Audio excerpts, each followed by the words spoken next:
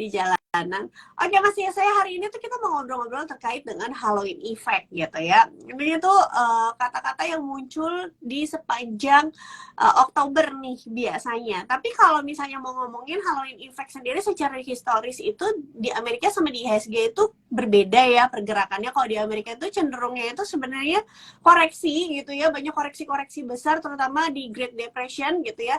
Tapi kalau di IHSG sendiri 15 tahun terakhir 73%-nya itu IHSG justru menguat. Nah, kalau dari tim investasiku sendiri mendefinisikan Halloween effect itu seperti apa sih? Ya, sebenarnya kalau untuk Halloween effect sendiri ya, dari kami melihat di bulan September sampai November itu memang cenderung itu menjadi bulan-bulan ketika harga saham mengalami penurunan. Tapi tadi sempat disampaikan oleh Mbak Olive nih, ketika memang di Amerika bulan Oktobernya melemah, di Indonesia ini justru 73% saya menarik data historis IHSG itu menguat. Ya, di sini kinerjanya secara average itu untuk Oktober sekitar 1,8%. Itu indeksnya. Apalagi saham-saham pendongkraknya.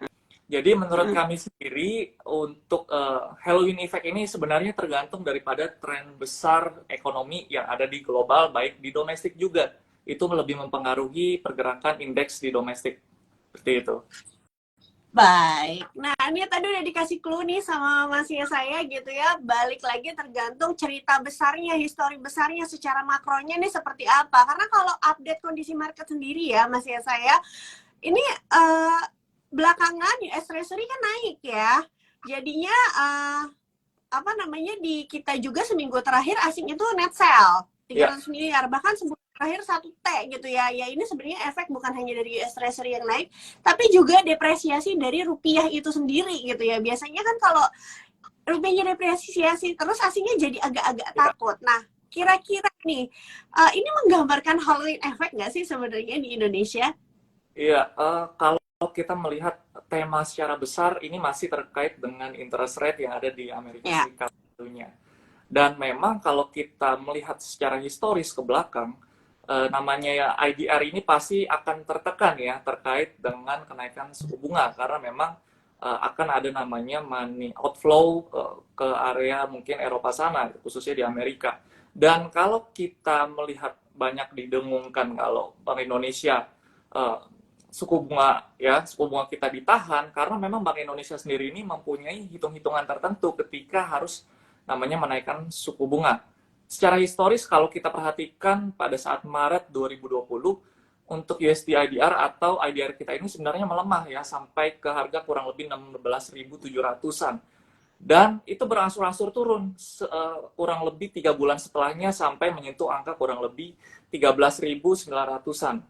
Berawal dari situ, ini mengindikasikan bahwa sebenarnya Bank Indonesia ini melihat perekonomian saat ini sudah cukup baik ya. Bahkan historis yang COVID lalu kita bisa menurunkan namanya kalau depresiasi daripada IDR ini dengan banyak instrumen moneter yang dilakukan oleh Bank Indonesia. Karena akhir-akhir ini kita tahu Bank Indonesia sempat mendengungkan kalau akan melakukan yang namanya triple intervention ya, baik dari SPN, baik dari DNDF, lalu ada pasar spot juga. Jadi Bank Indonesia sendiri ini sebenarnya kalau boleh dikatakan santai, chill, dan relax ya dalam melakukan instrumen moneter ini. Karena memang itu adalah senjata yang memang akan tetap ya dikeluarkan ketika memang nanti rupiah terdepresiasi. Dan secara ekonomi mikro sendiri, Indonesia itu memiliki mikro yang makro yang cukup kuat, yang mikro dan makro. Kita lihat perusahaan-perusahaan kita kredit perbankan itu tumbuh kurang lebih di triwulan 2 kurang lebih 90% dan diperkirakan akan tetap menguat ya. Karena ketika kita melihat kredit perbankan menguat, itu adalah unsur dalam kita menghitung pertumbuhan ekonomi kita. Dan secara 7 kuartal berturut-turut, kita lihat pertumbuhan ekonomi kita konsisten di atas 5%, Mbak Olive. Jadi ini sesuatu yang positif menurut saya, instrumen moneter ini tetap dijaga oleh Bank Indonesia kita. Oke, jadi secara simpelnya adalah kalau mau lihat pertumbuhan kita masih bagus, lihat aja pertumbuhan kreditnya gitu ya. Kalau tumbuhnya masih bagus bahkan 2 digit, berarti pertumbuhannya masih sangat bagus. Ini ada yang menarik nih Mas ya saya. Tadi ada yang komen dari Rifki nih di atas. Gimana sama belakangan nih, bukan belakangan sih, berapa hari ini kan ada berita ya di timur di Palestina gitu ya sama Israel ada perang ini, kira-kira bisa bikin shock market juga nggak sih untuk beberapa saat gitu? Oke, sebenarnya berita ini cukup menarik ya. Kemarin sempat weekend, saya lihat tiba-tiba ada dari Instagram ini merilis berita bahwa memang ada namanya perang ya yang terjadi. Sebenarnya perang ini sudah sejak lama ya. Jadi konflik geopolitik yang ada di Timur Tengah, khususnya di Gaza ini, memang kedua pihak negara ini sudah berseteru sejak lama ya. Jadi memang di sini ada yang namanya memang perpecahan di mana hal ini sebenarnya mengakibatkan kita tahu ya harga minyak itu akan terdampak ketika ada perang karena supply chain-nya terganggu.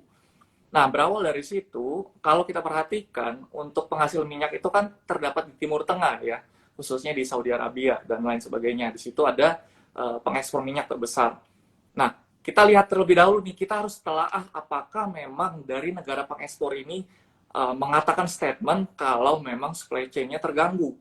Ya, kita berangkat dari situ dulu. Tetapi kalau memang tidak ada statement dan tidak ada berhubungan dengan supply chain yang terganggu, menurut saya untuk kenaikan harga minyak ini hanya sentimen sesaat yang membuat harga minyak ini sempat gap up ya. Kalau lihat harga brandnya sebesar 3%. Nah, ini bisa kita perhatikan juga apakah memang memanasnya perang ini akan berangsur lama. Kalau tidak, ya kita tidak perlu terlalu khawatir karena memang dari kebijakan bank sentral di negara di seluruh dunia ini punya instrumen moneternya masing-masing dengan perhitungan yang spesifik. Sehingga kita bisa terus ya, mungkin mengikuti dulu apakah perang ini akan berangsur lama atau tidak. Jadi kita tidak perlu terlalu khawatir. Ya, mungkin ini hanya aksi, kalaupun ada penurunan atau ada volatilitas yang tinggi, itu mungkin aksi daripada latah daripada investor kita ini. Jadi menurut saya tidak perlu terlalu dikhawatirkan seperti itu. Boleh. Sobat Cuan, aku mau ngingetin untuk Sobat Cuan, nih mumpung ada Mas saya di sini ya, selaku tim risetnya investasiku. Jadi kalau ada yang mau nanya saham, ada saham yang lagi mau diincer, kira-kira saham mana yang bagus, bisa langsung tulis di kolom question box. Kapan lagi ya kesempatannya bisa langsung nanya sama Mas saya loh langsung. Mas saya, aku nih mau nanya nih ya, terkait kita kan ngomongin sebenarnya kalau ngomongin Halloween effect pengennya belanjanya tuh di bulan Oktober nih mumpung masih koreksi nih awal bulan, tapi bisa dapetin cuan maksimalnya nanti di window dressing kan. Kalau mau cuannya gede ya jangan tunggu pas window dressingnya dong, beli kan sebelumnya gitu ya, sebelum marketnya bergerak. Nah, kira-kira tapi saya melihatnya di kuartal 4 ini sampai ke window dressing, gimana sih prospek IHSG kita? Apakah menjanjikan nih untuk kita yuk belanja aja yuk sekarang Oktober November, mumpung bulan ini masih bulan koreksi, nanti panen cuan di Desember, atau aduh kayaknya Desember bisa aja nih nggak ada window dressing gitu. Ya, oke.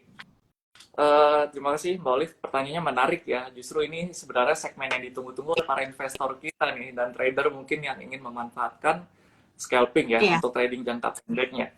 Jadi berangkat dari, kita lihat tadi data historis IHSG, memang secara bulan Oktober itu menaikkan ya kinerja yang cukup positif. Ya. Simpelnya sebenarnya kalau kita perhatikan, memang sempat terjadi yang namanya window dressing terlebih dahulu ya. Mungkin di beberapa tahun belakangan saat ada pemulihan COVID, justru itu terjadinya lebih cepat. Ya, mungkin 1-2 bulan sebelumnya ini terjadi namanya anomali market. Dan berangkat dari situ sebenarnya simpelnya adalah ketika kita melihat IHSG, ya kan, kalau secara weekly time frame, kalau misalkan Sobat Cuan ini mendalami analisis teknikal, kita bisa lihat sebenarnya dari weekly-nya itu sudah menunjukkan adanya tandanya koreksi nih ya di awal bulan Oktober.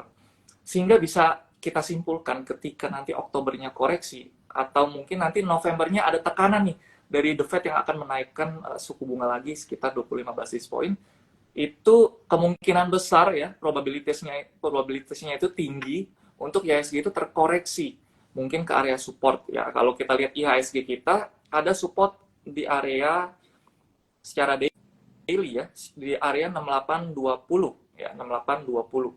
Selama masih bertahan di atas 6820 itu sebenarnya masih kuat. Dan kalau diperhatikan lagi memang ini pasar menanti ya namanya inflasi dari AS dan China minggu ini ya, di pekan ini. Sehingga memang pergerakannya mungkin cenderung akan berkonsolidasi saja nih. Ya, memang konsolidasi cenderung melemah. Tetapi kalau diperhatikan lagi ketika nanti ada pelemahan untuk IHSG menuju area support tertentu, ya nanti kita bisa lihat market movernya nih, yang sekiranya memang nanti akan mendulang cuan di akhir daripada periode window day swing. Ya, untuk sektornya mungkin Sobat Cuan udah pada tahu ya. Kalau untuk IHSG sendiri mungkin itu dulu nih, nanti sektornya akan di-spill ya. Oke, itu kan kalau IHSG-nya. Masalahnya nih Mas saya, kita kan investasinya nggak beli IHSG Iya, ya. Kita pasti beli betul. sahamnya yang ada di dalam sektornya. Jadi sebelum ke sahamnya, ke sektornya dulu nih. Kira-kira Oke, sektor baik. jagoan dari investasiku di Halloween Effect ini apa? Apakah ada perbankan? Karena nih di kolom question box sudah mulai ada yang nanya-nanya perbankan. Nanti kita naikin nih. Iya. Jadi tadi benar ya, kita nggak membeli IHSG, cuman ini menjadi tolak ukurnya begitu. Untuk sektornya sendiri, ini berbarengan ya dengan yang namanya nanti akan ada Indonesia Election ya di Februari 2024. Secara historis, kalau kita tarik ke belakang di IHSG ini, mungkin 3-6 bulan ke belakang, itu pasti market biasanya akan mengalami namanya bottom. Ya, bottom ini justru jangan kita pikir sebagai investor, oke, bottom saya takut nih untuk beli saham. Justru saat terjadi bottom, nanti akan terjadi namanya reversal. Ya. Nah, saat terjadi namanya IHSG reversal, kita bisa lihat beberapa sektor yang memang berpengaruh ya, dan terkait juga nanti bersamaan dengan Indonesia Election. Ya, di sini kita ada dari consumer primer, ini cenderung untuk trading jangka pendek ya. Jadi sebelumnya disclaimer on, ini hanya outlook dari kami, seperti itu. Oke, yang pertama ada dari consumer primer, ada dari ICBP. Kita bisa tunggu untuk entry limitnya, kita di area 11.000 sampai 11.200 ya. Mungkin untuk area take profitnya ini terdekat ada resisten di area 11.925 dengan stop loss di area 10.650. Itu untuk ICBP. Lalu ada dari Unilever juga ya, masih dalam consumer primer. Kita ada memberikan angka untuk entry di 3.700 sampai 3.800. Lalu untuk take profit di 4.200 dengan stop loss 3.500. Lalu ada dari sektor keuangan ya, ini yang memang sempat ditanyakan dan memang diuntungkan ketika suku bunga tinggi karena interest marginnya juga spread-nya juga lebar, sehingga ini kita merekomendasikan mungkin bisa tunggu BBRI untuk di area 4.900 sampai 5.000 ya, itu untuk base buy BBRI dengan target mungkin sampai akhir tahun, bahkan sampai nanti ke January Effect kita bisa lihat kurang lebih di area 6.000 sampai 6.100 ya. Lalu yang terakhir ini dari Telkom juga ya. Kalau tadi BRI kita masuk ke jangka panjang ya, Mbak Olive ya. Karena memang kita entry-nya bertahap ya, dicicil. Sama juga dengan Telkom dari infrastruktur, karena memang nanti terkait untuk kampanye mungkin dari presiden kita ya, mungkin nanti banyak menggunakan komunikasi dalam untuk komunikasinya ya. Kita berikan base buy-nya untuk entry-nya di 3.570 ya sampai 3.670, itu ada area support yang memang areanya itu bisa kita lakukan pembelian secara bertahap. Dengan target Telkom ya. Iya. Ada area support ya terkait Telkom ini. Lalu entry-nya 3.570, 3.670 dengan target 4.400 sampai 4.500. Itu secara valuasi untuk harga wajarnya kurang lebih di area tersebut ya, sudah kami hitung. Oke, mungkin untuk rekomendasi itu aja ya yang kami jagokan. Memang lebih ke sektor defensif dan perbankan karena suku bunga ini memang menguntungkan ya sektor keuangan kita. Gitu, solid.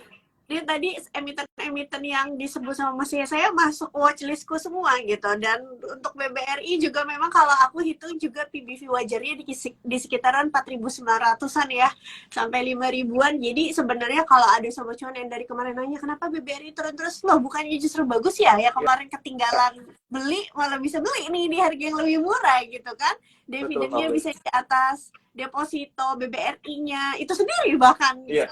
Nah, mesej saya itu tadi untuk BBRI udah menjawab ya, Mila. Tadi ada yang nanya. Nah, sekarang kalau misalnya ada MR nih, Mas saya ada Ya, pandangan nggak sih terkait ADMR? Ayo Sobat Cuan yang mau nanya, mumpung ada Mas saya di sini, silahkan tulis di kolom question box loh. ya, ini menarik ya, Mbak Olive, karena kita lihat komoditi super cycle ini memang kalau kita backtest ke belakang untuk kenaikannya, kalau misalkan sobat perhatikan di sini kenaikan daripada harga batu bara itu biasanya berangsur-angsur selama 2 tahun kalau kita Hmm. backtest, dan Hmm. penurunannya itu bisa 2 tahun bahkan lebih. Oke. Kalau ya, kalau kita perhatikan untuk batu bara sendiri sebenarnya saat ini sudah di dalam tren penurunan yang cukup signifikan ya. Kita bisa lihat Mhm. harga batu bara Newcastle-nya. Ya, di sini Newcastle-nya kita bisa perhatikan dari harga tertinggi itu kurang lebih di area 466 ya US dollar itu di September 2022, dan sekarang sebenarnya sudah di area support untuk harga batu baranya. Oke. Sehingga memang dampaknya ke harga sektor energi ini cukup signifikan ya, mengikuti sahamnya juga. Tapi kalau secara teknikal untuk ADMR ini sendiri ya terlihat ADMR ini sekarang berada di area support yang cukup kuat ya. Supportnya itu di area 1075 sampai dengan 1100 ya, 1100. Di situ ada area support yang memang dimana kalau mampu dipertahankan, ADMR ini masih memiliki peluang untuk menguat ya ke resisten selanjutnya di 1300 ya. Itu area resisten ketika memang support yang tadi saya sebutkan itu mampu untuk dipertahankan. Jadi masih positif untuk ADMR ini bisa menguat ya, Mbak Olive. Oke, baik. Tadi udah sempat di-spill juga sama Mas saya gitu ya. Mungkin kalau untuk batu bara sedang berada di support untuk harga acuannya. Cuma kalau kita ngomongin batu bara nih Mas saya, kan kita tahu ya masih banyak emiten-emiten yang akan memberikan dividen tunai Ya, nih bulan April tahun depan gitu ya. ya, Kisarannya bulan April. Dan kita tahu meskipun harga acuan call itu sendiri sudah turun, tapi turunnya sebenarnya nggak di bawah $100. ya, Yang artinya adalah saham-saham batu bara ini masih mendapatkan cuan, memang declining alias tidak growth ya, tapi ya. bukan minus juga gitu. Ibaratnya misalnya kayak PTBA, mungkin kita masih bisa mengharapkan dari harga sekarang dividen minimum 10% gitu. Nah, kalau masih saya melihatnya, apakah momentum Halloween effect ini yang market sedang terkoreksi, kita lihat juga ITMG, PTBA juga koreksinya juga sudah cukup banyak belakangan waktu ini, kalau berekspektasi untuk mendapatkan dividen tunai di tahun depan, apakah ini adalah saat yang tepat untuk mencicil saham-saham ini? Ya, kalau untuk saat yang tepat, menurut analisa saya pribadi di sini memang sedang mengalami penurunan dan mungkin masih akan berlanjut untuk acuannya. Tetapi jangan sampai memang di bawah 100 US dollar ya. Dan perlu diingat untuk laba bersih ya, top line ya, atau bottom line-nya juga dari perusahaan ini memang ada potensi penurunan ya. Tinggal bagaimana perusahaan batubara ini menjaga namanya cost efisiensi mereka agar memang bottom line-nya tidak terlalu tergerus.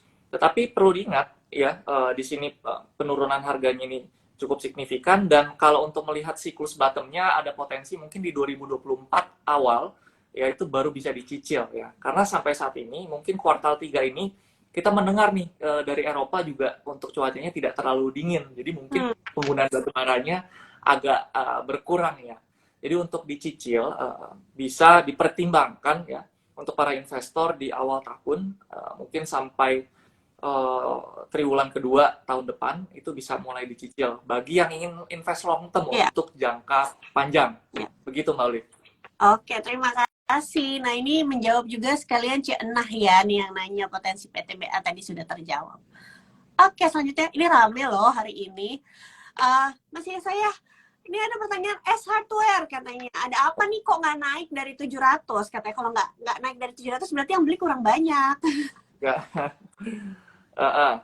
Untuk S hardware ini sendiri ya memang kalau kita melihat ini sektornya tidak semua orang ini sekali beli habis langsung beli lagi, karena memang jangka panjang ya penggunaannya. Tidak mungkin kita beli sofa besok langsung kita beli Iya. sofa lagi ya. Oleh sebab itu kalau kita perhatikan memang ini kan menjelang yang namanya bulan Desember, di mana memang nanti ada yang namanya perayaan akhir tahun ya. Karyawan banyak dapat bonus akhir tahun dan lain sebagainya. Nah, ini mungkin akan tercermin ya, mungkin di kuartal terakhir ini ketika memang nanti penjualannya ini sudah cukup oke, konsisten, dan hasil memang laporan keuangannya sudah cukup cukup memuaskan, maka itu akan tercermin dari kenaikan harga sahamnya. Karena kita tahu ketika memang di saham ini kinerjanya belum baik, maka investor juga akan mencari tahu nih potensi kedepannya seperti apa.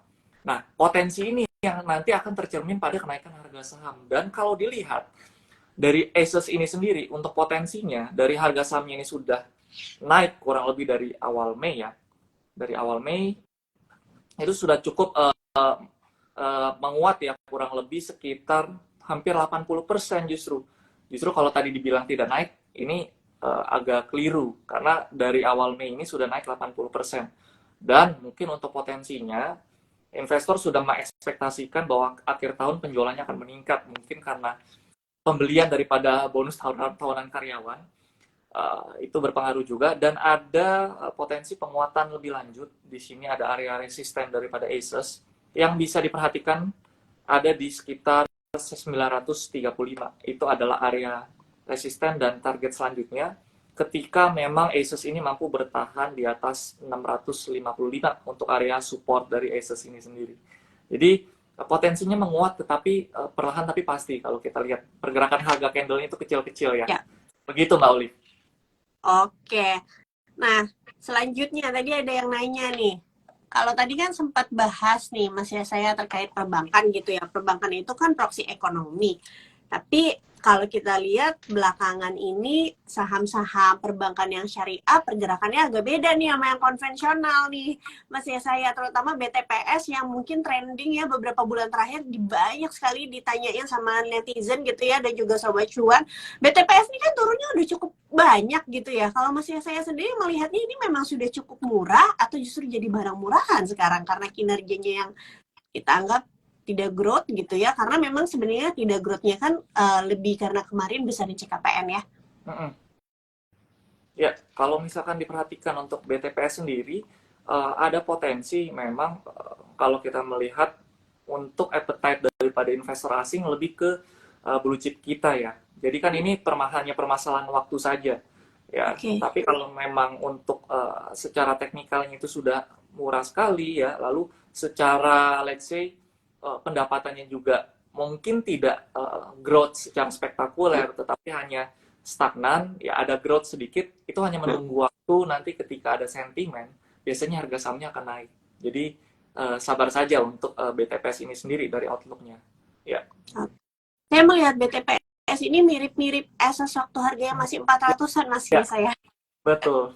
Kemana-mana, boring, bosan. Tapi kalau misalnya ada sentimen sedikit, membaik dikit aja, bottom line-nya tuh kenceng gitu ya larinya. Oke, wah kita udah pas banget nih